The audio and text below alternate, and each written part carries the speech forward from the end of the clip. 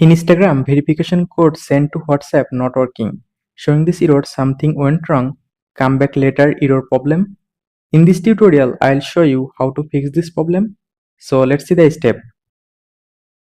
To solve this problem, first log into the WhatsApp on your phone that is receiving the verification code, and then find Instagram apps. Now long press on Instagram apps and then tap on I button or app info. Now go to storage option, tap on storage. Now clear cache your Instagram storage. Just tap on clear cache only. Now go back, tap on force stop, tap on OK to confirm. Now go back to home screen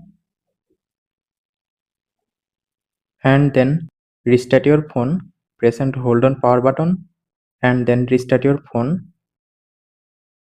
After this step, now go to Instagram and check your problem solved successfully.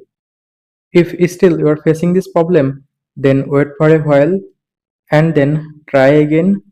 Hopefully this little trick will solve your problem.